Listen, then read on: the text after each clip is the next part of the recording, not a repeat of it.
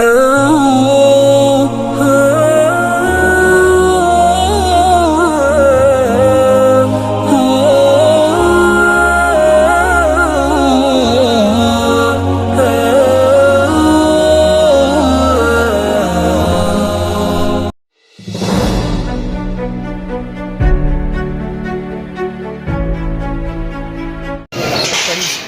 के बज रहे हैं 10, डिनर वगैरह हो गया हमारा। और प्लान ये है रात को 1 बजे हमारा चेकआउट होने वाला है, तो हम रात को 1 बजे ही रन करेंगे उमजा शरीफ के लिए। 450 किलोमीटर है, तो अभी 10 बज रहे हैं। मैंने सोचा कि एक आखिरी बार ज़ियारत कर लूँ और एक 10-15 मिनट स्पेंड करता हूँ ख्वाजा साहब को, अपनी दिल की सारी बातें सुनाता हूँ इंशाल्लाह। तो मैं आया हूँ दरबार में और नाइट का व्यू क्या है ज़बरदस्त। मैं गुंबद आपको दिखाता हूँ, बहुत प्यारा बेहतरीन लग रहा है।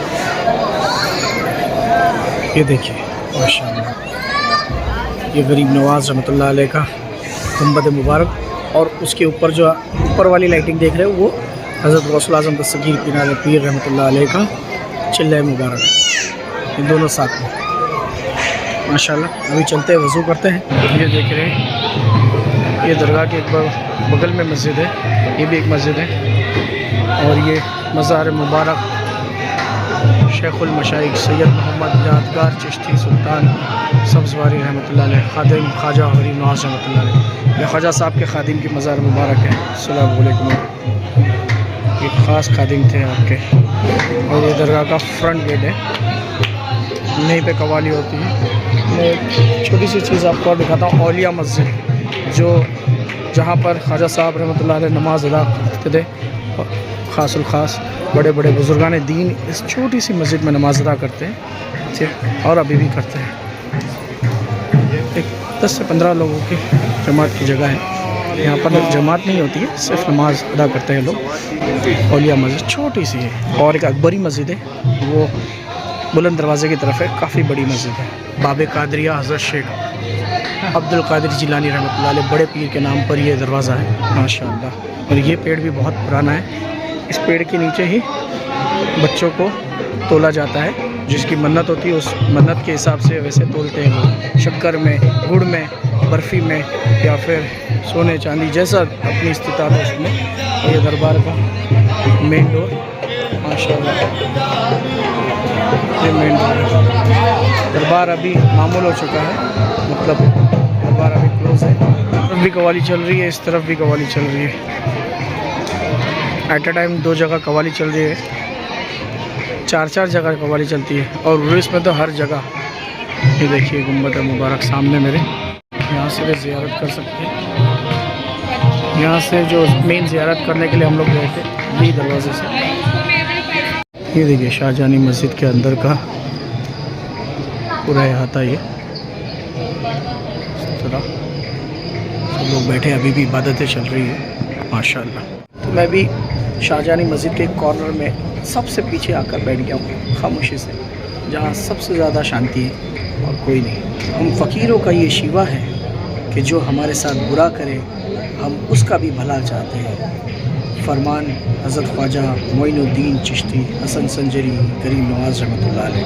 दोस्तों, इस फरमान की असल कहानी ये है कि ख्वाजा साहब रहमतुल्लाह अलैह जब हिंदुस्तान में थे तो आपके लाखों चाहने वाले थे, लेकिन कुछ लोग ऐसे भी थे जो आपसे हसद रखते थे। आप जितने मशहूर थे, आपके लोग जितने चाहने वाले थे, उन सब चीज़ों को देखकर कुछ लोग जलने वाले भी थे। तो ऐसे लोग हर ज़माने में आए। हुज़ूर सल्लल्लाहु अलैहि वसल्लम की ज़ात मुबारक से भी जलने वाले कितने लोग, अबू जहल, अबू लहब वगैरह ऐसे थे। तो उन्हीं की तरह ख्वाजा साहब से भी जलने वाले लोग थे। तो क्या बदनसीब लोग थे जो ख्वाजा साहब से चल रहे थे।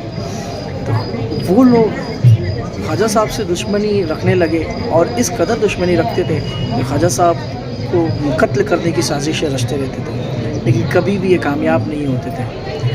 तो एक बार ख्वाजा साहब रहमतुल्लाह अलैह अजमेर शरीफ से दिल्ली गए, अपने मुरीद ख़ास, अपने सबसे पहले खलीफा हज़रत सैयद कुतुबुद्दीन बख्तियार काकी रहमतुल्लाह अलैह से मुलाकात करने के लिए।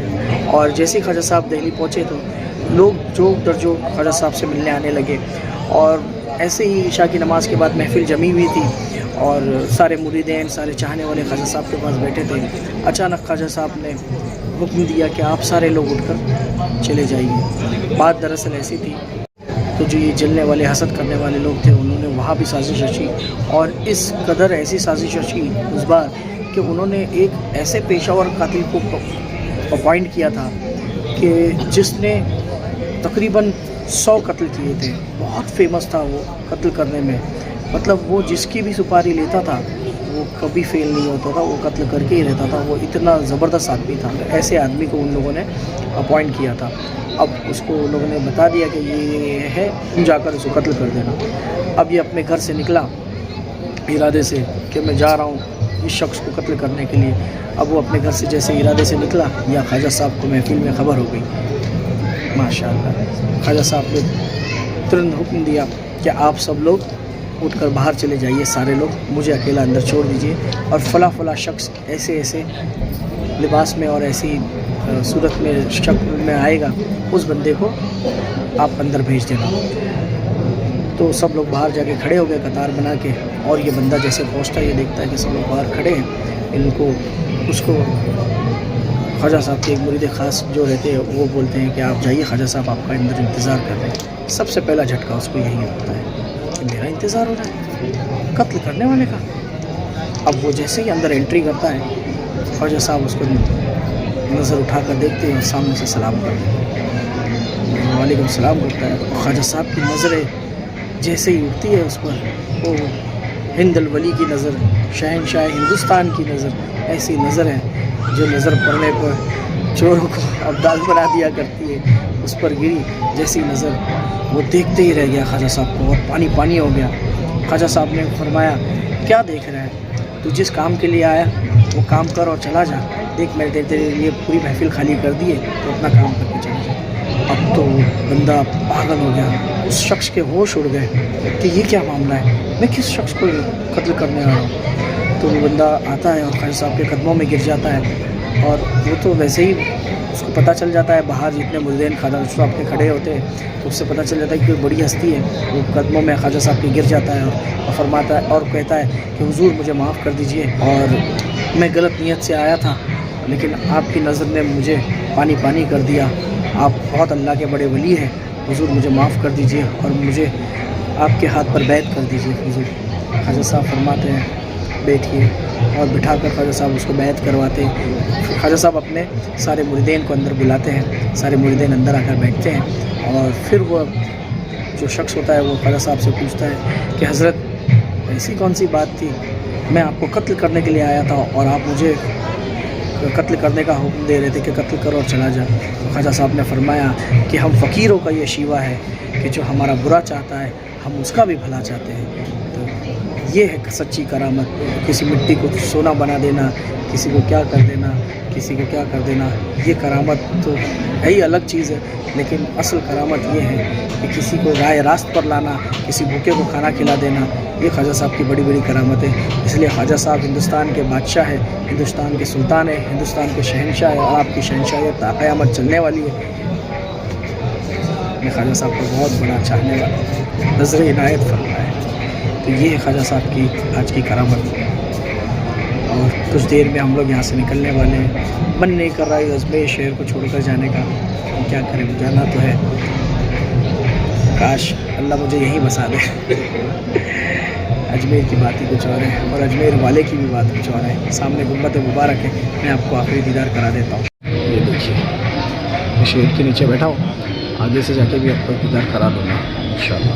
رات کے 10:30 بج رہے اور یہ اجمیر نگر ہے. دیکھیے میں مین گیٹ پہ کھڑا ہوں درگاہ شریف کے, اور اتنی رش ہے. اس طرف گلی میں بھی رش, اس طرف بھی رش. یہاں تو مین لین میں تو بہت زیادہ رش ہے. ہم لوگ رات کو 1 بجے پہنچے تھے تب بھی رش تھے.